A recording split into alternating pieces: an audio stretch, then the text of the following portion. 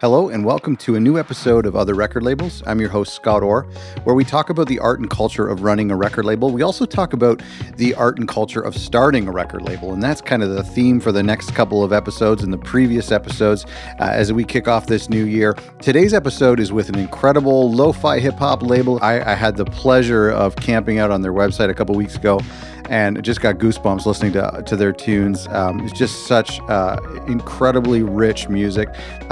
Today we're talking with Mike, the founder of Mello Music Group.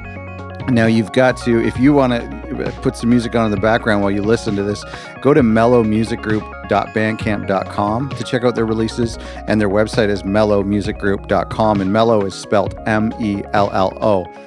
If you are one of these people who are starting a record label, you have to check out our resources that we have on our website at otherrecordlabels.com, including our new record label toolkit.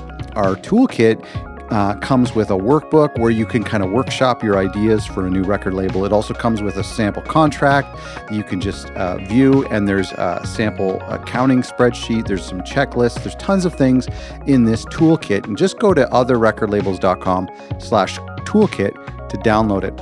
If you are, while you're listening to this episode, make sure you grab a pen and a piece of paper or open the Notes app on your phone, because you're going to want to be taking some notes.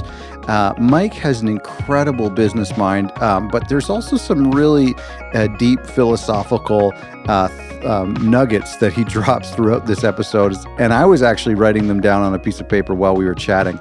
I loved this interview, and I think you're going to enjoy it as well. As I'm doing research, I'm discovering how accomplished your label is. It surprises me because it's not necessarily a household name like some indie rock labels are, but all of your records are sold out, and there's this incredible underground appreciation for your label and your releases. Are you someone who enjoys being underestimated, or does it piss you off? I mean, that's sort of the strategy. In general, one of the things our artist Oddisee always says is people are always overexposure and underdevelopment.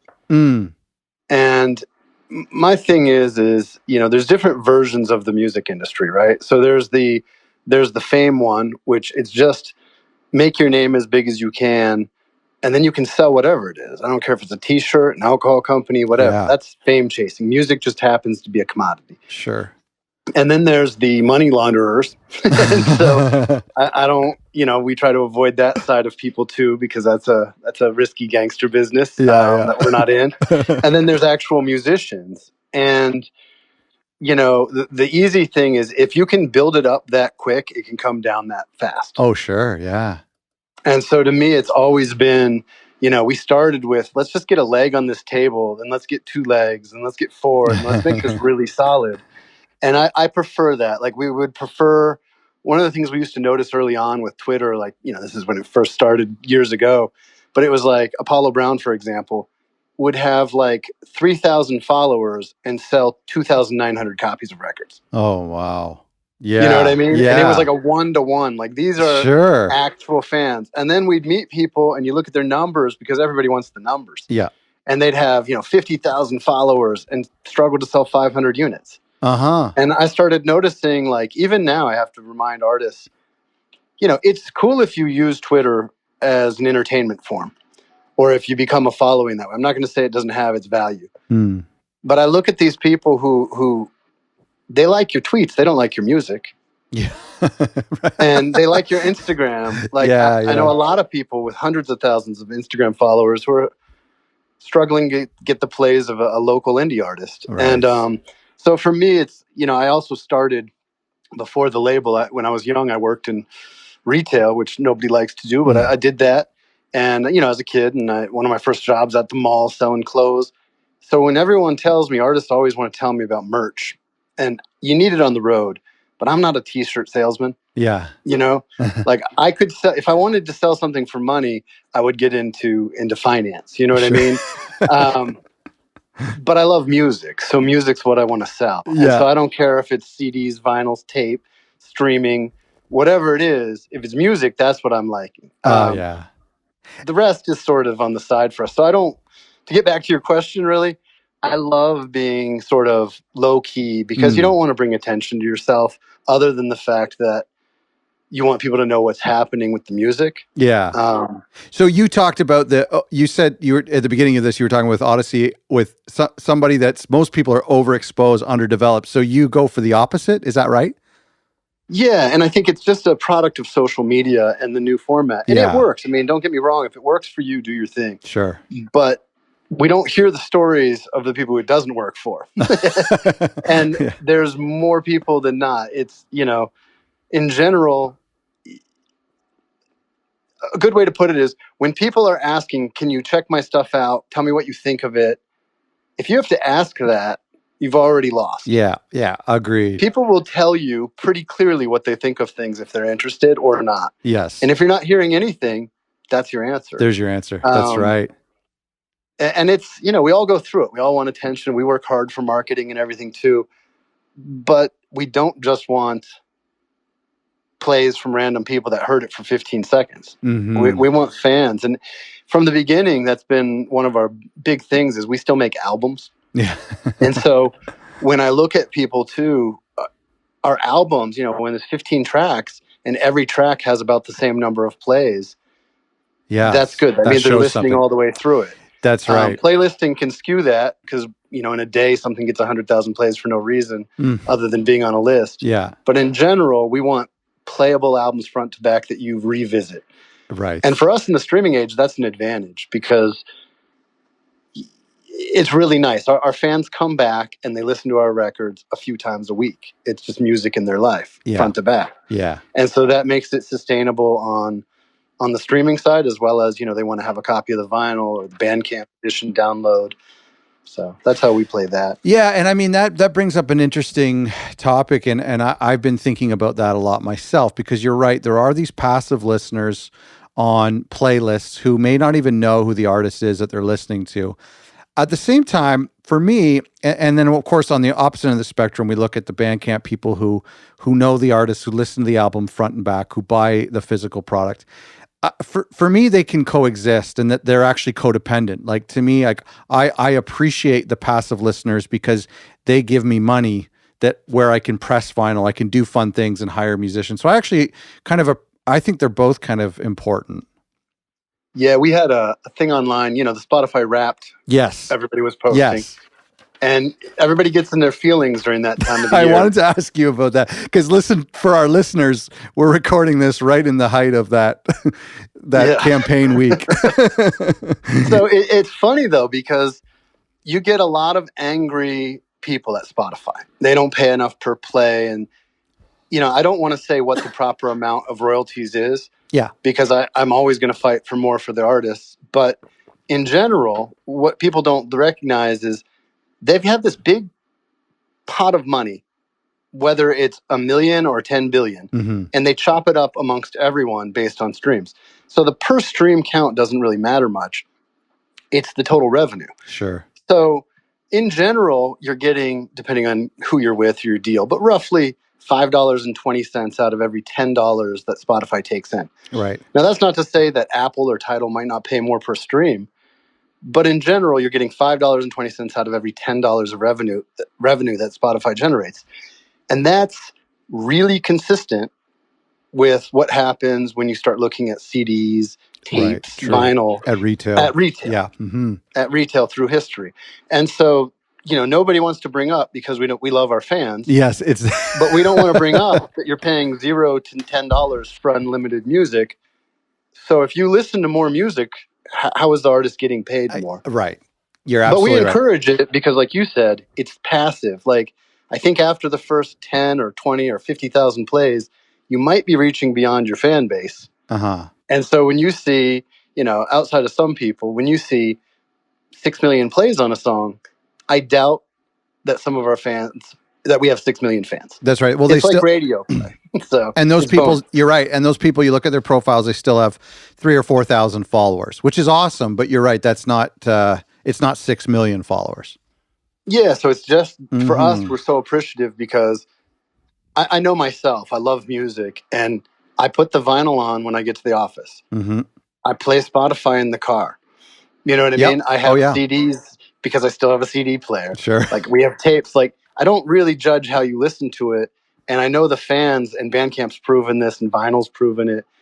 Fans buy music when they're really your diehard fan. They buy your T-shirt, go to your concert, they buy your vinyl, they stream it. It's not a concern. So I'm really happy that we have it.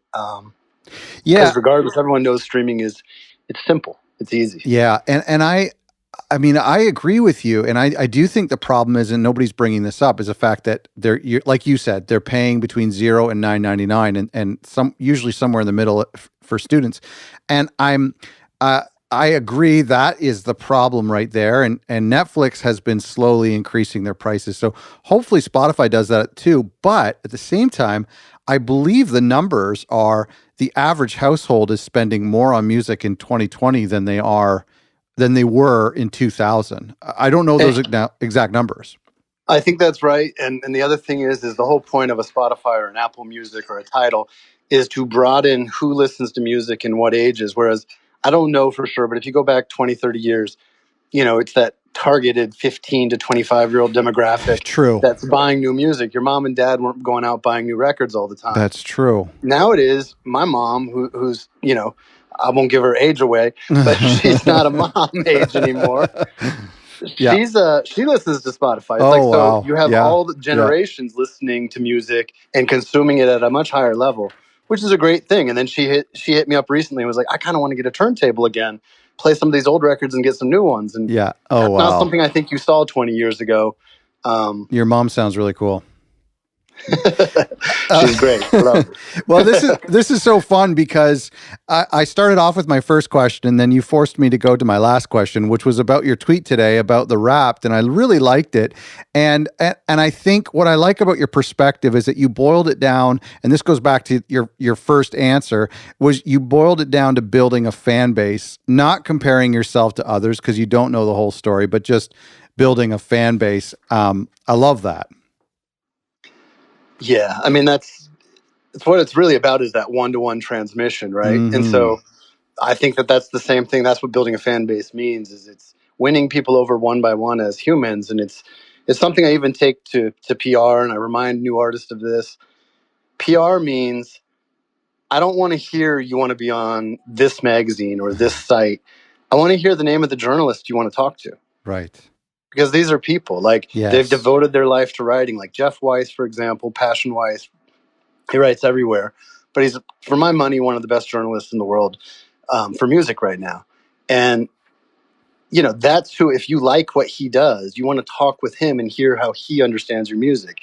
If you like Anthony Fantano's reviews and you want to hear what he thinks of your stuff, say that.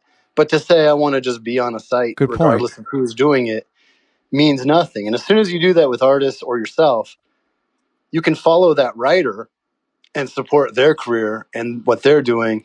And you start to realize you get actual insight. And you don't worry as much about the review from the guy who doesn't like yours, because you might not even like his writing or taste. That's a good point. That's wise. It's becoming harder and harder for labels to justify their existence. I mean, it's always under scrutiny. It always has been. What value does a label bring to an artist these days, in your opinion?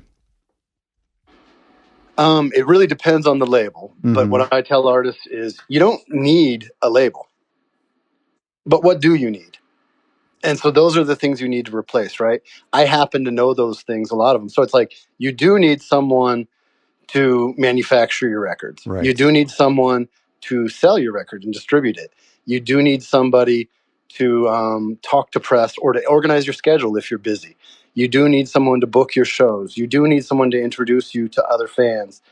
You do need someone to run your social media. All these things. You can do that yourself as an artist these days. But when you can't do that any longer, or when you don't want to do an aspect of that, that's when you hire it. Yeah. Artists can do graphic design. Why not? Well, maybe you don't want to spend the time to really get good at Photoshop. So you hire a graphic designer, right? And so that's what a good label should do. It should be a pared down relationship that fulfills the needs the artist has. And, a lot of artists think they're going to get a manager and that's going to change their game. Sometimes it could, but only at the levels where the managers already know their job and the artists already know it too.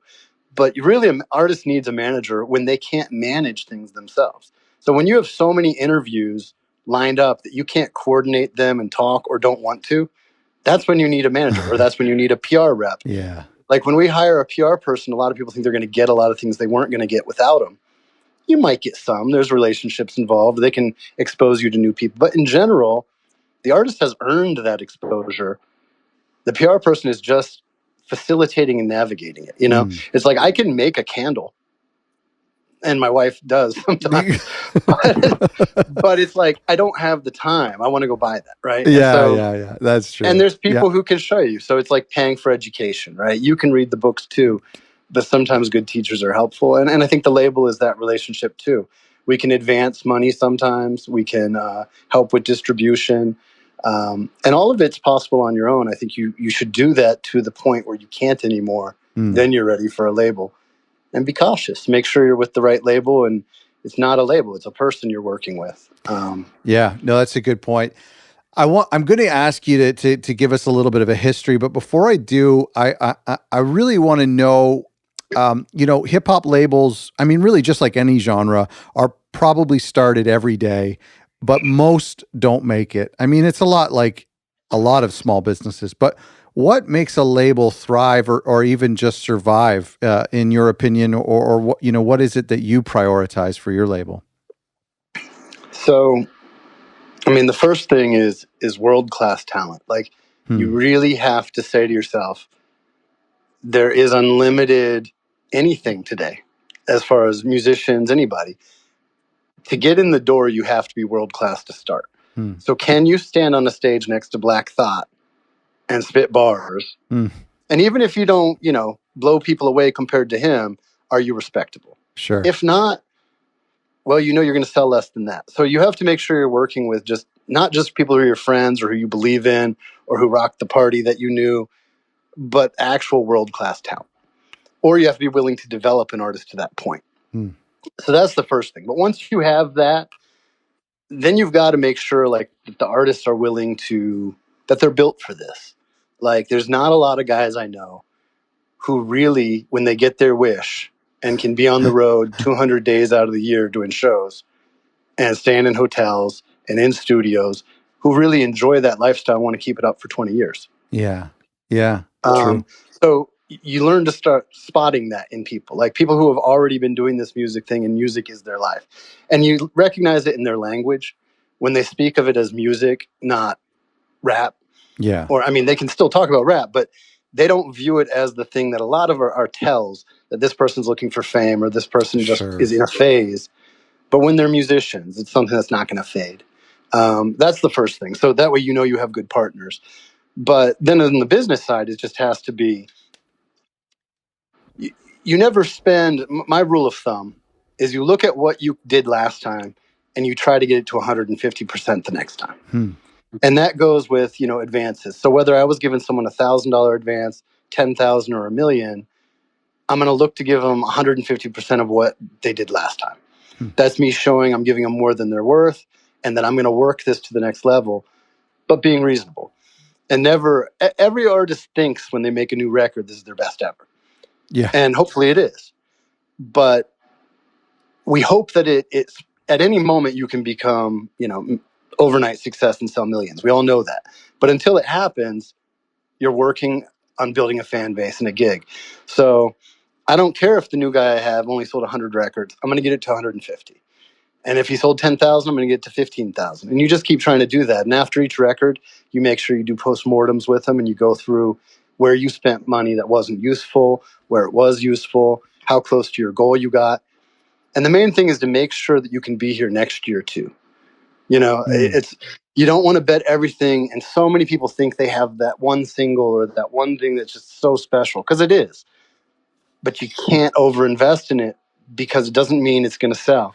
Right. The other thing that happens that I have to remind people of is whatever you do this time is what you sell next time. So if you get recognition this time, like you drop a record and it comes out and it sells its 3,000-4,000 copies or something, you're pretty happy with that. But it starts getting these awards or end of year recognition or starts bubbling, you may creep up a few thousand more sales over the next 6 months.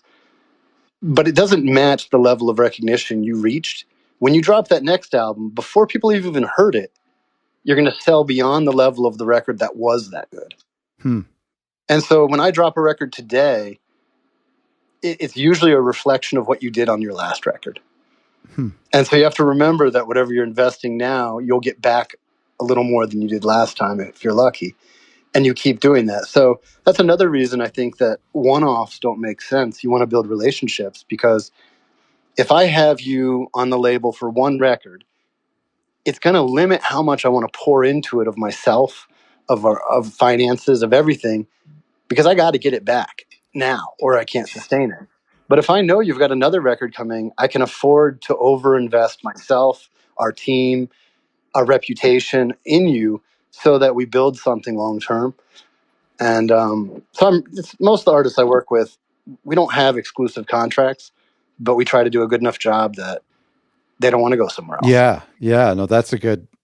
I love that. I was taking a lot of notes here. I love the 150% better concept. I mean, artistically and financially, I think that's. I mean, it's kind of realistic, because, like you said, if you make $100 on your first record, then let's aim to almost double that. Let's do 150. You know, like I love it. It really is scalable, but totally realistic. I like that. Yeah. How did this all begin for you? I read that it started in 2007. Is that right? Yeah. I mean, who knows where anything really begins, right? Yeah. And the older I get, the more I trace it back to childhood. But yes, right. But the first record actually came out August 2008, and that was Oddisee 101. But it was really 2007 that this is something I'm doing, and I'm building and formulating and getting in place. And if you go before that, though, you know, I had Mello Mixes, which was a subscription mixtape service, you know, back in like 2004, 2003. And I had like, you know, I found a copy of this book I got, like How to Build a Business Plan, like in 2002. And I found my notes in there. And it was funny because it's like I had this whole dream of a record store with a studio in the back. That's awesome. With a newsletter. And I was running this magazine it was kind of a tribute to the Nation magazine, but it was a hip hop version. And I thought you'd have the media empire like Joe Weider, and I thought you'd have the studio and get the artists there, and then sell records and audio equipment and nice. Mixtape subscriptions. That never formulated. It didn't come together the way I wanted. Right. But in 2007, it was like, I see how I can really do this. And it starts with creating songs and music. And it's funny, I didn't really know how the industry worked.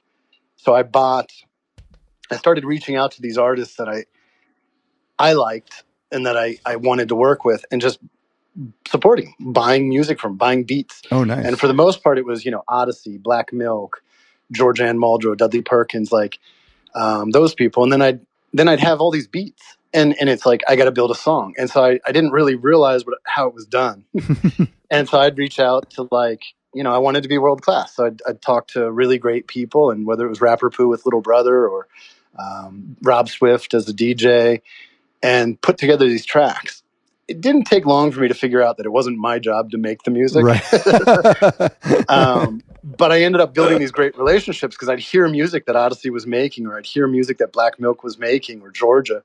And it was just like, I had to buy 10, 15, 20 beats. And then that's how my relationships with those people began. And then they became the first artists that we put together projects. And Georgia and Dudley were great, and Oddisee was great. And, you know, I got introduced really early. I can't believe some of the luck sometimes, but it's like I was introduced to Damien at Groove Attack over in Europe for distribution. Sure. When I had one record that I'd barely put together. Wow. And then I happened to be introduced to IODA, which was what became Orchard, which is owned by Sony now. Yeah. And so back then it was the same people. You know, today I think the first rep I had is the head of music over at TikTok, and just an amazing group of people out in San Francisco running one of these first digital platforms. And we linked up. And That's so what amazing. a beautiful way to jump into the digital industry and physical. And we quickly learned the physical side was way beyond us when they wanted like 10,000 units on our first pressings. And I was like, oh man, I can't even afford to press 10,000. Yeah. Oh, no kidding. So, but we ended up eventually scaling down, and it was really helpful. Like, we worked with Fat Beats, and they guided us through a lot. And what a great realization early on that sometimes the major deal is not the deal for you. Right. And that worked out really well. When you were working with Oddisee, which by the way was the Iceberg that I was listening to today, front to back, and it's such a beautiful record. Just sonically, it's a beautiful record. But what was the role with the artists? Were they involved in building up the label from the beginning? So even now, we're a very small organization, right? And I don't like to waste money on. It's really me, the artist, Austin over here, our creative director, and then we bring in the team that we need. So the distribution team and the PR team, Jonathan Kem, Matt Conaway, distribution with The Orchard and Bandcamp, of course, Andrew over there. But like, it's really those same people that you just kept going to year after year, but we keep the team really small. Yeah. So early on, especially, like Apollo Brown was maybe, well, no, I'll say Dudley Perkins too. Dudley and Apollo, they worked with me hand in hand on every project. So we learned what we needed to about graphic design or whatever it was. They'd advise. And then over time, it didn't take too long where they were able to stick more to the music side. And I was able to have those relationships in place. But even today, you know, every project I work, whether it's from a new artist to our biggest established artist, it's the artist and me and Austin. And then we bring in our Orchard team, Riker and Tavar over there. And we really just kind of put together what we need, whether it's a video director or, you know, photographers, or we build what we need for that particular project to create the vision. So, you know, they're not involved in the day-to-day accounting and legal and logistics. That's me as director of operations, but they're influential and they've built everything with me, every single one of them. So, but I will say, you know, Apollo is a real special place for him, and Larange, of course. Right. So there's been certain artists that you see that stick around a decade that clearly they built it, and they'll have a home here when they don't want to make music. Although I hope that never stops. So. I read an article on you where you quoted Warren Buffett and talked about how you invested in starting a record label. And those two worlds kind of seem pretty incongruent to me. Like the idea is that starting a record label is a good place to put your money seems crazy. What was your thought process like that at the time? Like how were you confident enough to do this? Well, I don't know. I mean, I think maybe I don't believe what most people believe, because I get very tired of, it seems like most people are chasing what's already working, and you're already too late if that's the case. Yeah, right. And, you know, maybe this is the old, I used to love Arnold Schwarzenegger as a kid, but it's like maybe his old attitude of do what you love and make it lucrative. You know, if you don't really love it, you're not going to be able to put enough energy into it to reach the upper echelon. That's right. And I believe that. And it's like, so I always joke, like me and Austin over here, we joke a lot, like, what's next? And I think, well, I definitely got to get into poetry and book publishing, because what else could be harder to sell?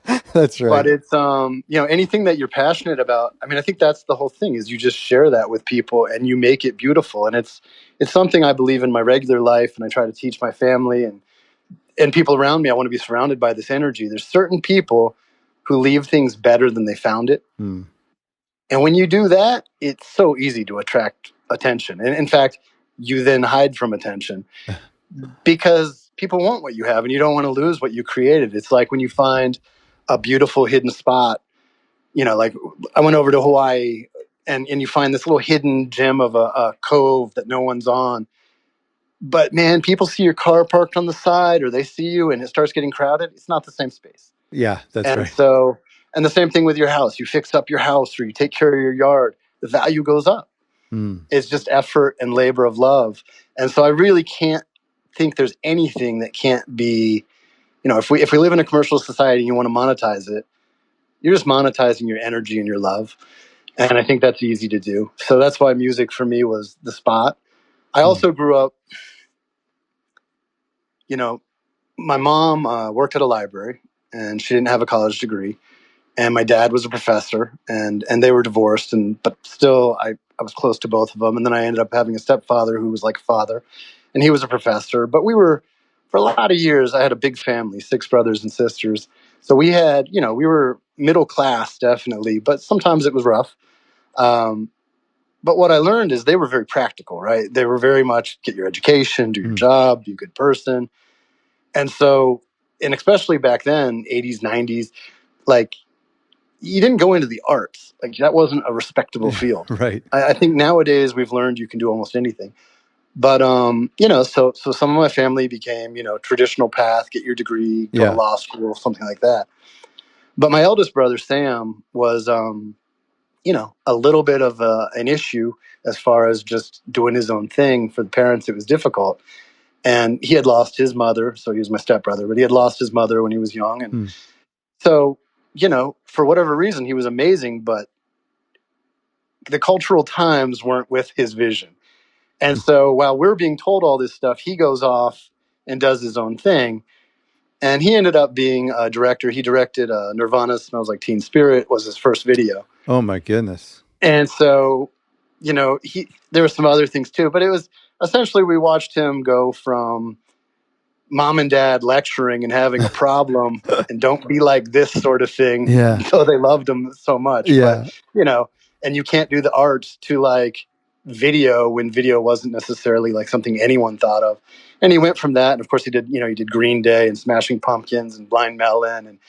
And meanwhile, he's off being a young guy enjoying success. And we never saw him. I'm still middle-class kid worried about whatever. That must have had a huge impact on you. Yeah. And so it was like, and he did the Cranberries and I watched this rise. And so it was sort of this lesson that you can do what you want. Yeah. Yeah. You really can. And his attitude was always that way. It still is to this day. Are you? So I think for me, it was a different type of music I got into than his generation. But are you a hybrid of your parents and of your brother? Because you got a degree as well, but then you also got into the music business. So in one sense, you obeyed your parents, but you must have been really influenced or inspired. No. I was way more influenced by my brothers. Okay. And I have another brother, Josh, who's a comic book artist, and and that was never necessarily the fruitful thing, but he ended up doing, like the opening drawings in the HBO show Rome back when that was some of the early stuff. Sure. But he's amazing. And he's one of those artists that both my brothers, but Josh in particular, the comic book artist, is just, he's a pure artist. Like he can't sit without 10 notebooks and a bag full of art supplies in Denny's or the coffee shop or waiting for the bus. And he's just drawing nonstop. Yeah. Yeah. And he has been drawing nonstop for 40 years. And so it wasn't about money ever. It was just art. And we grew up with a lot of art in the house and paintings, and his mother was a painter. I was curious so where those the art were the big influences. My degree was an accident. I actually that's nice.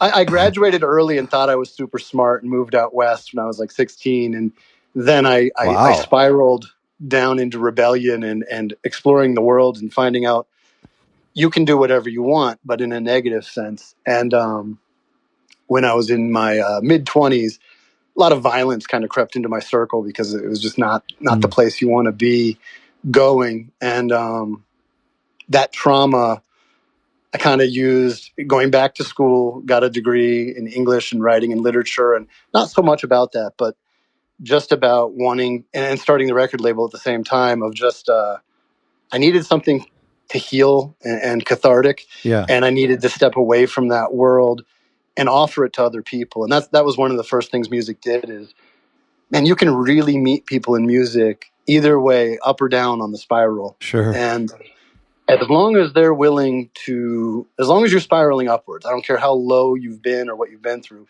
music is cathartic for that. And I wanted to offer that as a sustainable reality because it saved me in that sense.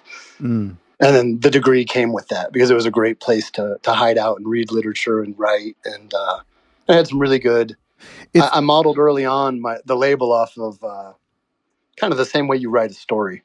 Interesting. Well, I was going to ask, I mean, like when you get a degree, even if the degree isn't relevant to your career choice, just the practice of the 3 or 4 years in university or college that it takes to get a degree can really have a positive impact and build discipline whatever business you start or work in. Have you found that to be true with the label? Entirely. It's not at all about the knowledge. And I mean, if you think about it as a grown man or a grown woman, practically, of course, it's obvious. Like you graduate college and you have absolutely zero experience when you start the first day of 20 or 30 years of a career. Mm-hmm. What do you think you really know? It's not about that. And so for me, school was, it was traumatic in the sense of like you lose your identity. I had my guard up so high from the world I had been in. And you have to let that guard down, and you have to, especially in writing with workshopping and all that, you have to let people criticize you. Right. And you have to not be in love with your own stuff. And there's something about academics in general that's it can be frustrating because there's no finish line. There's never an end to this pursuit of knowledge and of more purity of understanding. And learning that methodology, it makes work satisfying in some ways because there's a close to each thing. Yeah, right. And so it's nice. And I still have friends and, runs the photography department here in Arizona. And, it's funny when you talk to them about art, it's that same academic mentality. It's never ending. And for me, no, we've got to get this out. Right. It's got to function in the real world too. Yeah, so it's this nice balance. No, that's a good point. Let me ask you about investing in your business. A lot of labels that we interact with on this show or through the community consider their labels to be a passion project. And a lot of us are reluctant to invest actual funds into a label. But, and I think a lot of us were fine with investing implicit costs, but it's those explicit costs that a lot of us shy away from. I wonder what your opinion is of that, because, I wonder if we're setting ourselves up to fail. Not a lot of businesses can just open up with zero investment and expect to make money. Do you have any thoughts? Yeah, the total opposite. Like if you're not in danger every day, you're not going to push yourself. Right. You're not going to be sleepless unless there's someone coming for you. And that is how I've lived for a lot of years. And, when I graduated school, I started a teaching company. And so I was making some money doing that for professors coming over on sabbatical with their kids and sort of educating kids from Japan and China and Korea. And I was taking that money and pouring it into the record label.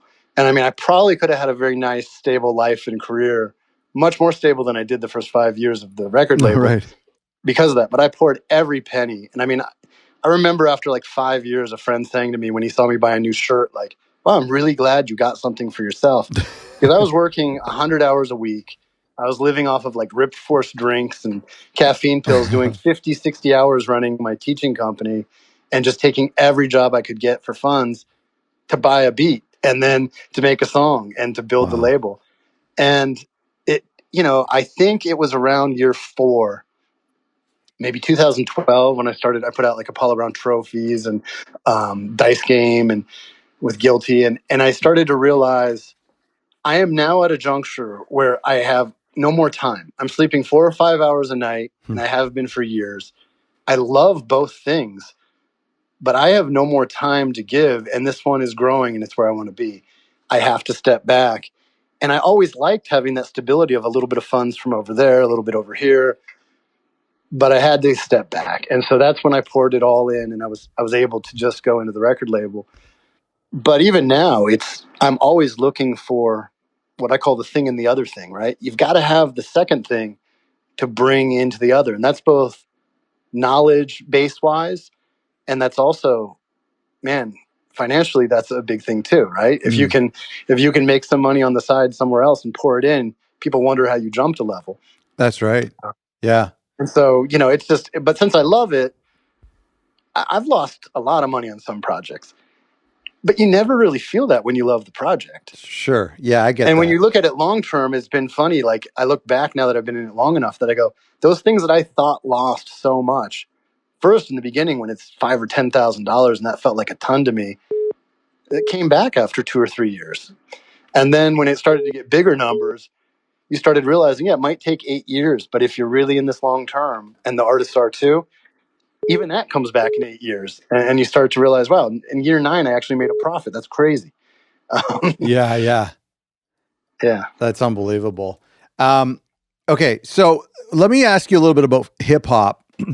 Do hip hop fans behave differently than other indie genres, like when it comes to how they consume or purchase music? Is there one platform or format that does better for hip hop than, say, indie rock or electronic music? If I'm being honest, I don't know anything else other than hip hop fans. So okay. That's tough to say. Yeah. But what I will say about hip hop fans is they are fiercely entrepreneurial. And what I find is the indie rock crowds, or these other rock scenes I see in music in general. Yeah. I find a lot less of the crowd that wants to be on stage, and a lot less of the crowd that's criticizing or critiquing. And I don't mean that in a positive or in a negative way about hip hop. What I love about hip hop is the fans want to do it too. It's an immersive thing. And so it's a really, so as far as sales go, in the beginning, I think vinyl was a big thing. And I think hip hop is to be credited a lot with the vinyl resurgence. Okay. Because it got you to engage, the DJ got you to engage with the music.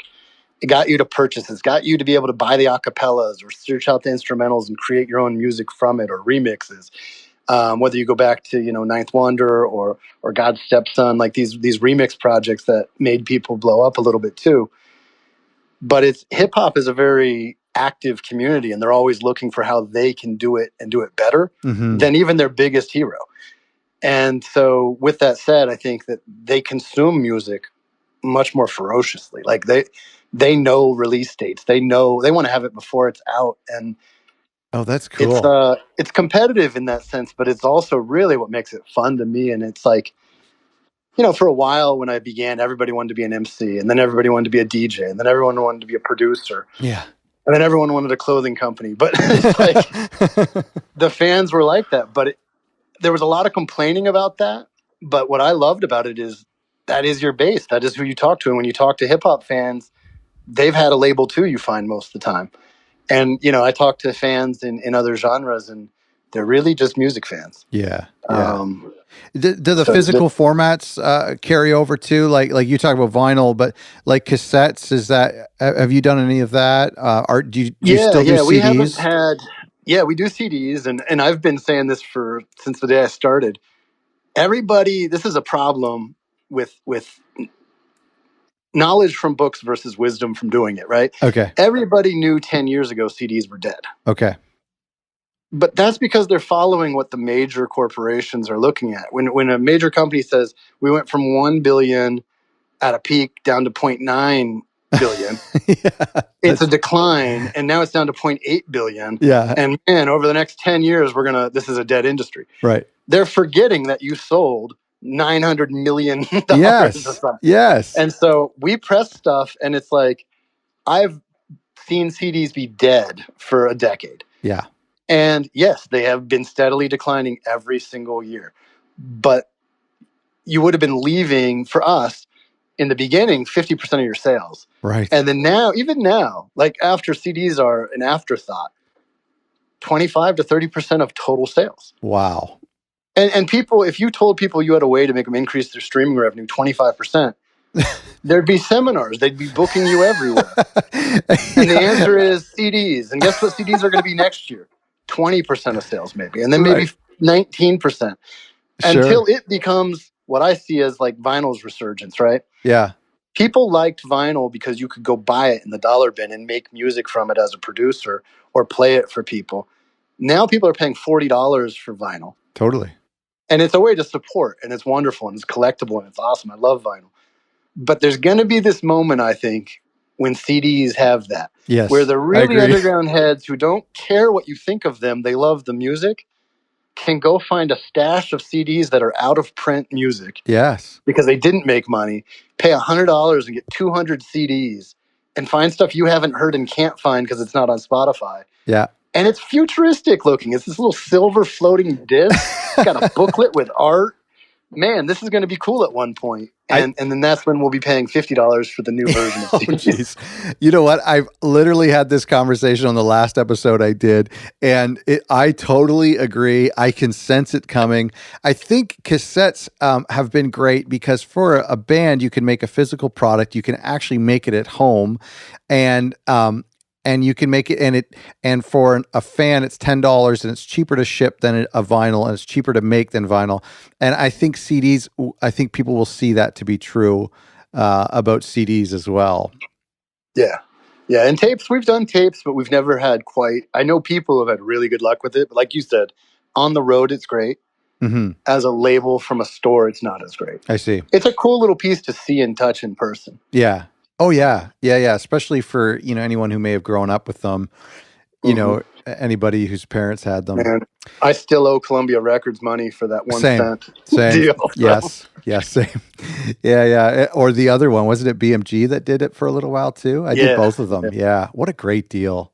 What a great deal. That destroyed my credit as a 14-year-old. Exactly. Not paying those bills.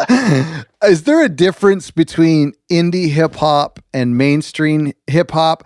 The first thing I noticed with your records is how gritty they are in a good way. Just these really unique sounds, not so polished, but this tone of texture in the mix. Can you explain that to me a little bit? I mean, within hip hop, there's so many variations that it's so nuanced that it's obvious to people there.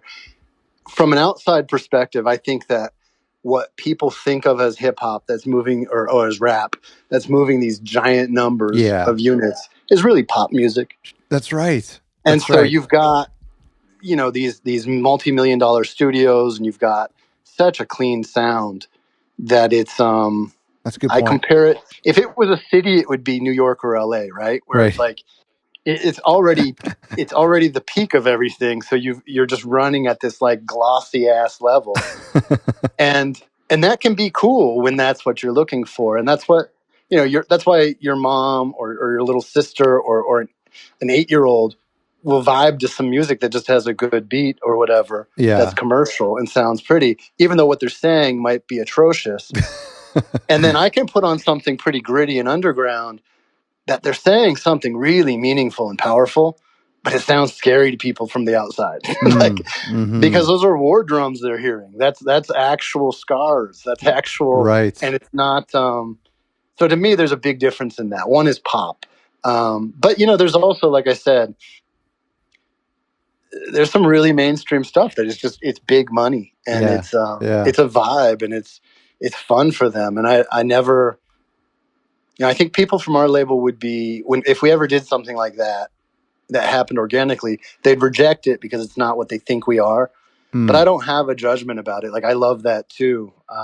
Manny Fresh was dope back in the day. Like, I love, and now he's not considered like that. So I think there's a lot of really pop rap that's polished. That's great. It's just not what I do. Yeah. Well, I'm kind of looking for the James Baldwin of rappers. I want somebody who's just telling a real story. There's definitely this heart that you see on your Bandcamp, and it comes through in the artwork and the music. It's it's just something really special. I actually I interpreted a consistent aesthetic from all of the records I listened to today. Do you feel like there is, like, do you feel like there's this mellow thread that goes through everything? Yeah, and I think that's part of that one-to-one transmission, right? Because I've never gotten to the point where me or Austin or the other artists haven't been a part of the process of who we're bringing on. And that means that it's got to be something we like. And so the taste is going to be growing as we grow, but within that zone. And it's very much, if I had to say what label I appreciate the aesthetics of long-term, it's Blue Note. Sure. And I mean, I hope that when people look back at us in 30 years, that we had such a swath of artists that sure, you had your Miles or you had your Coltrane's. I hope we have those too. But that those lesser artists at the time with history start to be seen as real classics. That's right. And good point. You know, well now we say, oh, that drummer was amazing. Like maybe back then he was just the drummer. Yeah. He had a deal, but it wasn't making money. He couldn't pay rent. Yeah, that's a good point. And nowadays it's incredible. It's iconic. I hope we can do that, because every artist that we work with mesmerizes us, which is why we work with them. They have something special or unique. And I spend years trying to share that with people to get them to see what they're doing and to help the artists continue and develop. So I hope that we have that sort of lasting appeal, and that the thread that goes through it is going to be me or the small team of people we work with who worked with these guys. So you're going to have the same sphere of influence. And I like to build history into records, right? So there's no part of a record that you shouldn't be able to look at and be kind of intrigued by, like whether that's the graphic designer, who mixed it, who mastered it. Like there should be a connection and a reason why you used that person, not just he's the studio in the neighborhood. That's a good point. And to me, that circles back to a lot of us, and I don't know if you're this way as well, but a lot of us in the music industry and in the record label business cut our teeth by reading liner notes when we were, teenagers or just kids. And I feel like that circles back. It's like, where is this mysterious record label? Because their address is printed on the back, and I want to go to that place. And who are these people that play drums or sing backup or play saxophone? So I totally agree. That's how I got started. Yeah, I've got this weird thing about me when I travel. I like to travel places, and I'll go off on my own because nobody else wants to do this. But it's like I visit a lot of graveyards to visit graves of people that are interesting to me and pay respects. And I'll look up old houses I know people lived in. I just want to drive by. I just want to soak in the neighborhood and see what's this like. I want to get out of the car and walk around and feel that. That's a great point. And I like that. You know what I mean? Yeah. That's fun for me. But I only know that because, like you said, the liner notes, the details. Yeah. So I try to offer those in hints in our notes. So I found that when I was in Memphis, just, like you just felt like spirits like around you. It was just surreal. Like this is the street that Elvis walked on, Johnny Cash. Very, very weird. Yeah. Actually, I was in a Starbucks right across the street from Sun Records. That was weird. Yeah. Oh man, I love the comparison to Blue Note, as I haven't thought about that, but really that is one of the most iconic record labels that people are really more familiar with the label than they are with some of the artists. Unfortunately, they declined to be interviewed. I still love them. Do you get involved with the producing of the records? I know you said you early on, but how involved with mixing and mastering of the actual creative, the artist's role? How involved are you with that? I try to step back as much as I can these days from that, but I can step in and advise and be a part of it at any level. Obviously, I don't make the music though, but it's one thing that I do is I do these compilations as a label that are kind of my moment to do what I used to do in the beginning, which is I pick the production, I talk to the producer, I pick the vocalist, I get it mixed, I get it mastered, I do the artwork, I cut tracks, I arrange it. So I do that on the compilations, but I'm not making the songs; those are the artists. And but I do get to basically truly executive produce. Like that's what I see as actual. True. Like where you actually have a hand in it. I do that for those projects because I want to have that outlet. And there's plenty of newer artists that I'll advise, who to work with or suggest people for them. But it's really all the albums are the artist's love. And I've learned I have no place there that I should be there. And I've learned the other role of an executive producer is really I do on the business side of these records what they do on the music side internally. Good point. And I take some pride in that, and that's fun now. And I don't have to get my hands into what they're doing. I agree. Yeah, I totally know what you mean. Yeah. I know you wear lots of hats because that's part of keeping the cost down. It's part of the way you run the label.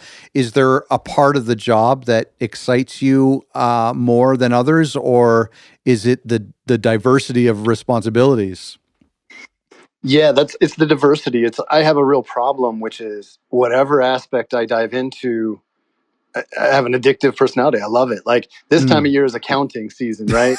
And it's like, I love doing project accounting. I dread it all year long. And then once I get into it, man, it's really amazing the patterns you see. That's true. The things that you see between projects. And if I was to pawn this off like I do tax work or something, I would miss that granular level of seeing what worked and what didn't. Or, good point. You know, an example of this is we discovered, this was a while back when we did it, but the more we spent on advertising, the less successful the record.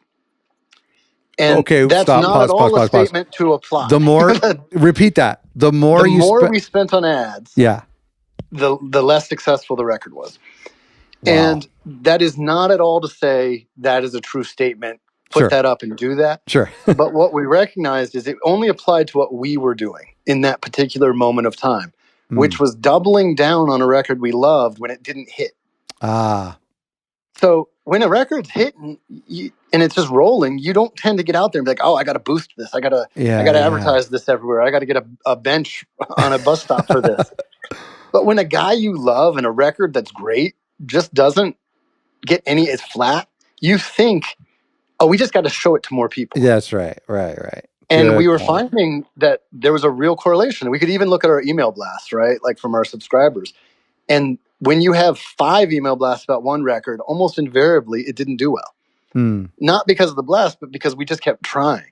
And when you only had to put out your 2 or 3, you know, to announce the record release day and then something afterwards, a video, those records were rolling along, just doing, because you were busy doing that project that worked. And that's the kind of stuff you see when you get into it. So not just accounting, but every level of it, the graphic design. Like, I'm real into the web store today. It's just like you start looking through being like, you know what, this needs a cleaner album description. And then you start writing album descriptions. And then I'm hitting up writers like, man, I want to redo all of them. Can you take this project on? And I love that. It's fun. Let me go back. I want to go back and ask you just something you said a couple seconds ago.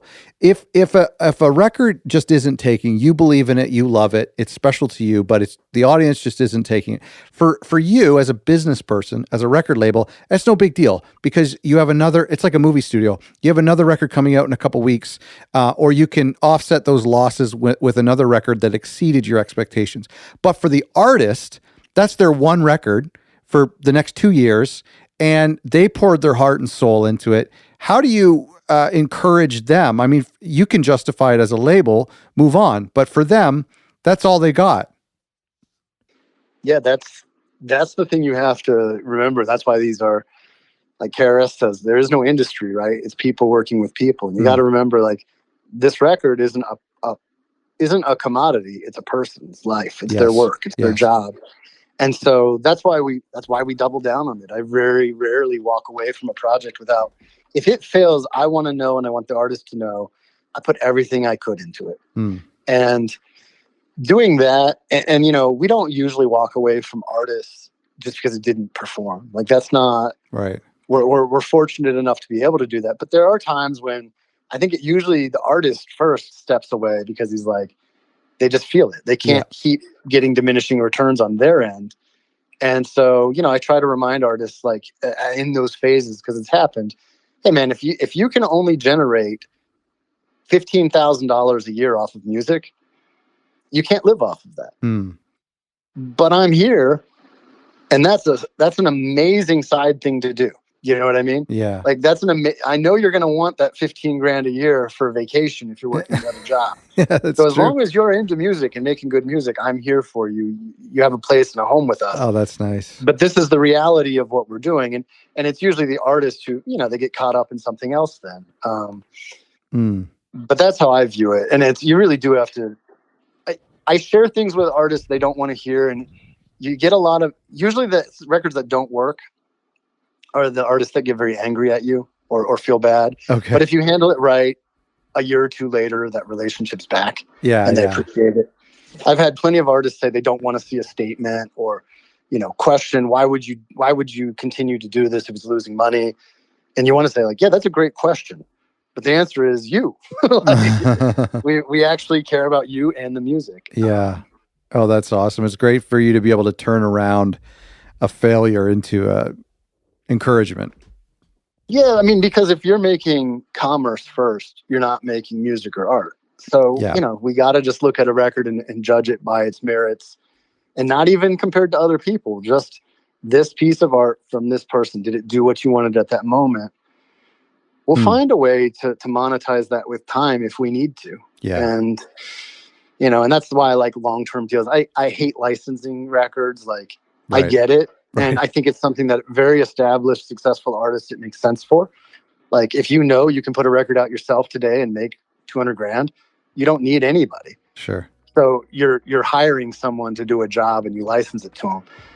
But I don't like that because, I do that with somebody if I needed to, but I want to be able to know that there's a moment for this record. And I think about it. Like, I'm excited to repress something from 10 years ago that didn't make money back then. I think it's ready now, Oh, cool.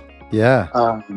That stuff's a lot of fun. And you see it with some of these beautiful labels that put out old music that clearly didn't make it back then. But that's now true. They seem to have found a market. That's true. I love those labels. Yeah.